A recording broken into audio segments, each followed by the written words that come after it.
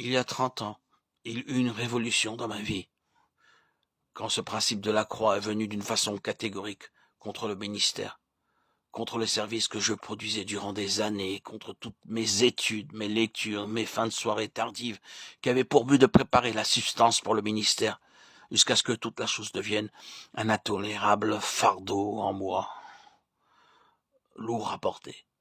Peut-être que d'autres pensaient que c'était plutôt bien, mais la crise, écoutez-moi, hommes et femmes qui êtes dans le ministère ou qui l'envisageaient, quand le revirement total est venu sur la reconnaissance de ce principe de la croix, quand, avec la porte fermée, j'ai dit au Seigneur, je suis à bout concernant tout le ministère, je n'en peux plus, je ne vais plus jamais prêcher de nouveau, à moins que tu ne fasses quelque chose maintenant, à l'instantané.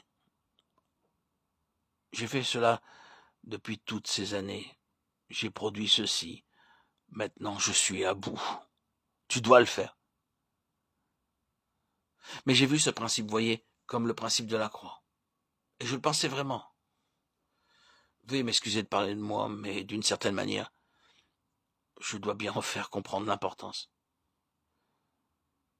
La semaine suivante, on aurait vu ma démission être remise à mes responsables de l'Église, et j'aurais quitté le ministère si le Seigneur n'était pas intervenu.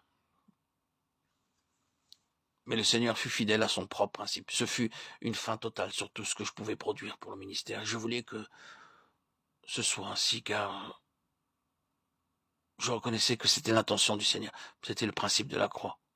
Rien qui provienne de nous-mêmes, aucun fruit que le travail et la réflexion de l'intelligence et du cœur pourraient produire, n'a de passage dans le travail et le service de Dieu.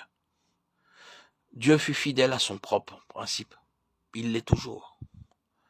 De ce jour-là à aujourd'hui, il n'y a eu aucun problème au sujet du ministère. Il est facile d'abandonner le ministère, beaucoup plus facile que de l'accepter. Cette revendication du ministère à corps et à cri, c'est la chair non crucifiée. Eh bien, depuis cela, il y a eu un ciel ouvert.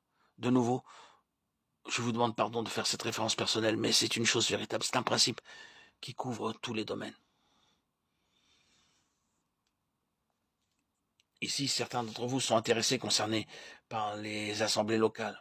Quelles sont vos difficultés en la matière? Probablement, votre première difficulté est la relation interpersonnelle, la communion fraternelle. Obtenir que deux responsables soient absolument un, et quant à trois, et quand vous allez aller au-delà, ah oui, il y a une solution, il y a une solution. Cela est possible. Cela peut l'être d'une manière glorieuse, cela peut durer et croître, si seulement vous plantez cette chose bien sur cette base de la croix, où dans chaque personne concernée, tout ce qui est personnel s'en va, tout ce qui est purement individualiste est enseveli, crucifié, toutes vos sympathies, antipathies et préférences personnelles et tout ce type de choses, vous intervenez, soit pour être quelque chose ou pour faire quelque chose, simplement se retire. Et il n'est pas du tout important que vous apparaissiez dans l'œuvre. Vous voyez ce qui se produit quand cette position est atteinte? Alors, l'Église grandit. Et ce principe, je le dis à nouveau, s'applique à chaque détail de la vie et du service, et à tout le dessein de Dieu avec les chrétiens de manière individuelle et collective. La croix est la loi de la vie, le chemin de la vie, le chemin vers la plénitude de vie. Témoignage de Theodore Austin Spark,